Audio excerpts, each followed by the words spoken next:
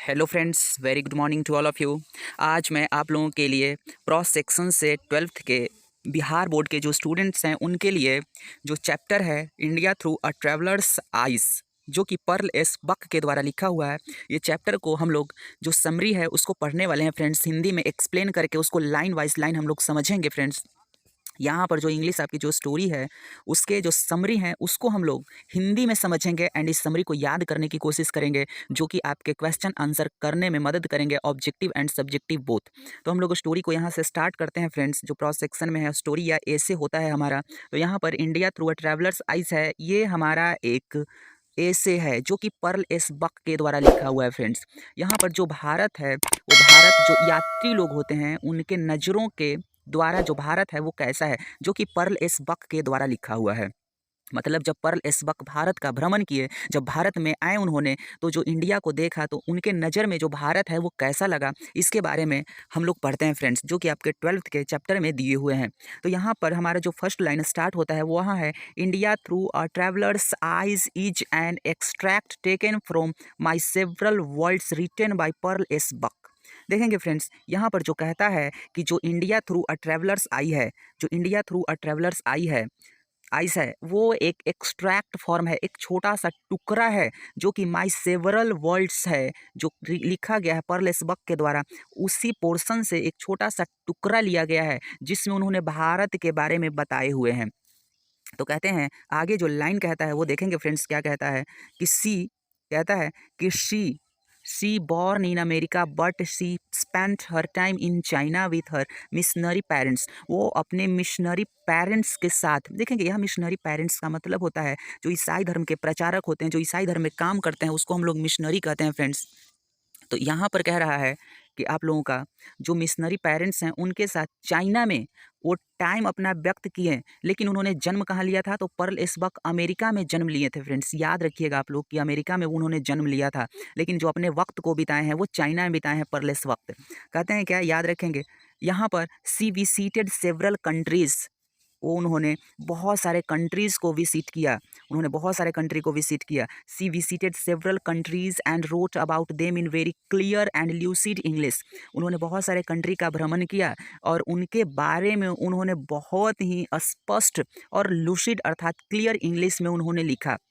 आखिर जितने भी देश का उन्होंने भ्रमण किया उसके बारे में एकदम स्पष्ट रूप से क्लियरली उनके बारे में साफ साफ लिखा उन्होंने। और for her works she was given the Nobel prize in 1938। और उनके काम के लिए, that means Pearl S Buck का जो काम है, जो लिखने का काम था उन्होंने, उसके लिए उनको नोबेल प्राइज से नवाजा गया। उन्हें नोबेल प्राइज 1938 में दिया गया फ्रेंड्स, पर्ल एस बक को, क्योंकि वो जो भी देश में जाते थे उस देश के बारे में क्या अच्छाइयाँ क्या बुराइयाँ, उन्हें जो अच्छा लगता जो खराब लगता उसके बारे में वो लिखा करते थे। तो आगे इसमें हम लोग क्या है कि in this chapter she has described about her visit to India, she said that, कहता है कि यहाँ पर इस चैप्टर में हम लोग भारत के बारे में जो भी उन्होंने डिस्क्राइब किया है, बताया है, वो हम लोगों को पढ़ना है फ्रेंड्स। तो आखिर पर्लेस बक हमें इस चैप्टर में क्या कहते हैं वो हम लोग देखेंगे। यहाँ पर है आप लोगों का फ्रेंड्स कि she had heard a lot about India from her family doctor and his wife because they were Indians. देखेंगे यहाँ पर कहना है कि उन्होंने भारत के बारे में बहुत से ज़्यादा, बहुत ही सुना था, बहुत ही चीज़ों को सुना था, बट वो सुना कहाँ से था, तो अपने जो फैमिली डॉक्टर थे उनके और उनकी जो वाइफ थी उससे उन्होंने सुना था, क्योंकि जो डॉक्टर और उनकी वाइफ थी वो इंडियंस थे, तो उनसे ही ये भारत के बारे में बहुत सारी चीज़ों की जानकारी लिए। तो आगे हमारा है बट, यहाँ पर फ्रेंड्स आगे कहते हैं क्या कि but India has been the part of her life. कहता है कि यहाँ पर जो इंडिया है उनके जीवन का हिस्सा रह चुका है फ्रेंड्स, जो भारत है वो उनके जीवन का हिस्सा रह चुका है। यहाँ पर कहते हैं कि her father and her doctor had given the detailed description of Lord Buddha and Buddhism. कहते हैं क्या कि यहाँ पर भारत में जो भी बुद्धा होते हैं, बुद्ध हैं, जो बुद्ध भगवान है, जो कि आप लोग राजगीर में और बोध गया में गए होंगे तो बुद्ध का स्तूप मिलता है हमें। तो जो बुद्धिज्म है अर्थात बौद्ध धर्म है उसके बारे में और बुद्ध के बारे में जो डिस्क्रिप्शन दिए हुए हैं, इसके बारे में जो फुल एक्सप्लेनेशन है, डिटेल्ड एक्सप्लेनेशन है, डिस्क्रिप्शन है, वो उनके डॉक्टर और उनके पिताजी पर्ल एस्बक को बता रखे थे, जिससे उनको बहुत ही ज़्यादा इंस्पायरेशन मिल जाता है भारत को घूमने के लिए। क्योंकि हमारा जो भारत है वहाँ पर जो बिहार है, बिहार में जो गया है, बोध गया के नाम से फेमस एक जगह है जहाँ पर गौतम बुद्ध की जन्म हुई थी। तो हम लोग आगे देखते हैं इस लाइन में क्या कहता है कहता है यहाँ पर कि the author wants to visit to India to see and listen to two groups of people and they were very young intellectuals in cities and the peasants in villages. देखेंगे फ्रेंड्स, यहाँ पर कहते हैं कि जो ऑथर है ना, जो ऑथर हैं वो भारत में भ्रमण करना चाहते हैं, जो ऑथर है वो भारत में भ्रमण करना चाहते हैं टू सी, उन लोगों को देखने के लिए, उन लोगों से मिलने के लिए और उन लोगों का सुनने के लिए। वो लोग हैं दो ग्रुप्स। पहले ग्रुप्स हैं वो लोग, दे वर यंग इंटेलेक्चुअल्स, जो शहर में रहने वाले पहले लोग, जो कि यंग इंटेलेक्चुअल्स हैं, मतलब कि बुद्धिजीवी व्यक्ति, जो यंग बुद्धिजीवी है, तेज तरार जो लोग हैं उनसे। And the peasants in villages, और गाँव में किसानों से मिलने के लिए वो बहुत ही व्याकुल हो उठे हैं।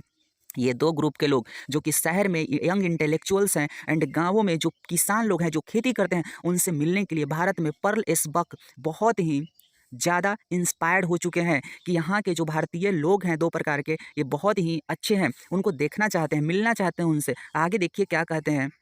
आगे कहता है कि the intellectuals of India, Bharat के जो इंटेलेक्चुअल्स हैं, जो बुद्धिजीवी लोग हैं, तेज तरार लोग हैं, वह very disappointed with the Englishman, वो इंग्लिशमैन अर्थात अंग्रेज से बहुत ही निराश हो चुके हैं, हताश हो चुके हैं, उम्मीद को छोड़ चुके हैं, डरे हुए हैं, सहमे हुए हैं।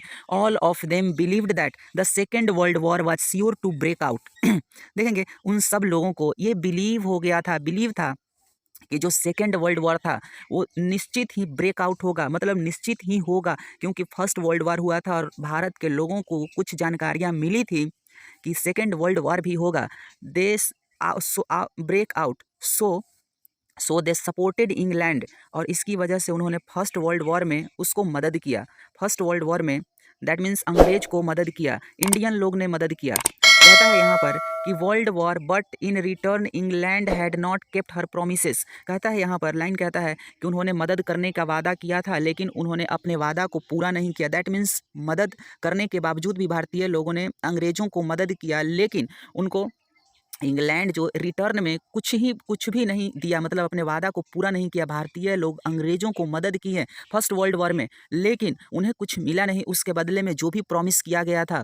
देखेंगे तो आगे फिर क्या कहता है फ्रेंड्स, यहाँ पर है कि therefore the intellectuals decided not to support in the war. इसलिए जो इंडियन इंटेलेक्चुअल्स लोग थे वो ये डिसाइड किए हैं कि उन्हें युद्ध में सपोर्ट नहीं करेंगे। दैट मीन्स अंग्रेज़ों को सपोर्ट नहीं करेंगे, क्योंकि अंग्रेज भारतीयों के साथ धोखा किए हैं। उन्होंने जो वादा किया था फर्स्ट वर्ल्ड वॉर में मदद करने का, वो मदद उन्होंने नहीं किया है।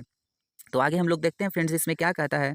कहता है कि the same time Gandhi ji started uniting the people of cities and villages. And उसी वक्त गांधी जी ने भी लोगों को, शहर के और गांव के लोगों को संगठित करना शुरू कर दिया था, यूनाइट करना शुरू कर दिया था। एंड आगे इसमें फिर क्या कहता है कि द राइटर विजिटेड इंडिया। कहता है क्या, the writer visited India and see clearly explained the condition of the people who lived in villages. यहाँ पर जो राइटर हैं, जो परलेसबक हैं, वो भारत घूमे एंड क्लियरली उन्होंने एक्सप्लेन किया, इस चीज़ को बताया, व्याख्या किया। तो क्या व्याख्या किया, लोगों के कंडीशन को, जो लोग गाँवों में रहते हैं उनके कंडीशन को परलेसबक ने बताया। She writes that the condition of Indian farmers is more pitiable. कहते हैं क्या, जो गाँवों में यहाँ पर है कि she writes that the condition of Indian farmers is more pitiable than the condition of Chinese farmers. उन्होंने कहते हैं कि जो भारत में किसान हैं उनकी जो दशा है वो चाइना में जो किसान हैं उनकी दशा से बहुत ही ज़्यादा दयनीय है। पर लेसबक कहते हैं कि जो भारत में किसान हैं उनकी जो दयनीय हालत है ना, वो चाइनीज लोगों से भी ज़्यादा बदतर है। इसमें कहते हैं कि she specially described that the children's condition was so miserable. कहता है क्या, यहाँ पर जो परलेसबक कहते हैं कि स्पेशली मुख्य रूप से कहते हैं कि जो चिल्ड्रन का कंडीशन है, जो बच्चों का कंडीशन है, उसके बारे में उन्होंने डिस्क्राइब किया है कि इतना मिजरेबल है, इतनी दयनीय है। देखिए मिजरेबल मीन्स दयनीय होता है कि इफ़ एन इंग्लिश मैन, कहता है क्या, अगर एक इंग्लिश मैन, यहाँ पर फ्रेंड्स 1 सेकेंड आप लोग वेट करेंगे, 1 सेकेंड आप लोग वेट करेंगे। कहता है क्या, यहाँ पर कहता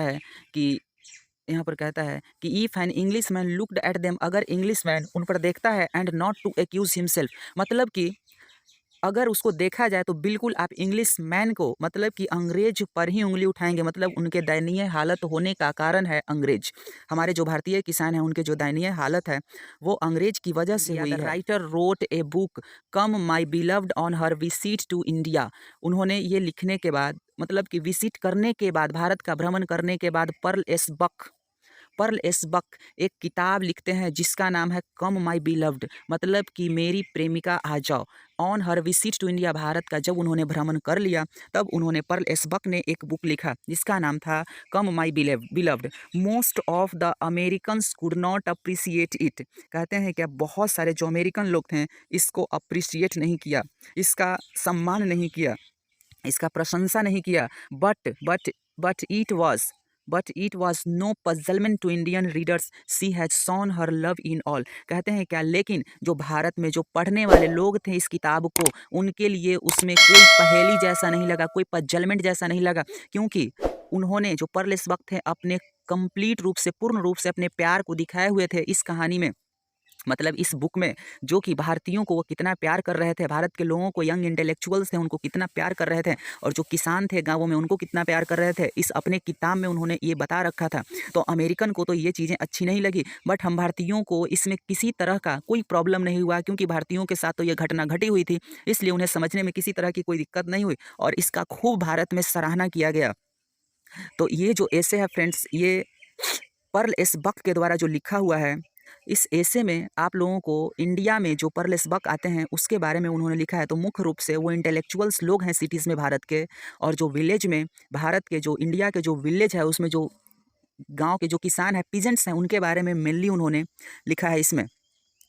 जो कि भारत के जो लोग हैं वो जो इंग्लिश मैन हैं, अंग्रेज़ लोग हैं, उनसे बहुत ही डरे हुए हैं, सहमे हुए हैं, आज़ादी की ओर, आज़ादी को पाने के लिए बेचैन है भारतीय लोग। यहाँ पर उन्होंने इस बुक में भी लिखा है। तो फ्रेंड्स, आप लोगों का जो चैप्टर है India through a travellers eyes complete हो चुका है। ये समरी आप लोगों को मैं बहुत ही जल्द क्वेश्चन आंसर लाने वाला हूँ। आप लोग अपने एग्जामिनेशन की तैयारी करते रहें फ्रेंड्स, ताकि आप बहुत ही अच्छे स्कोर प्राप्त कर सकें।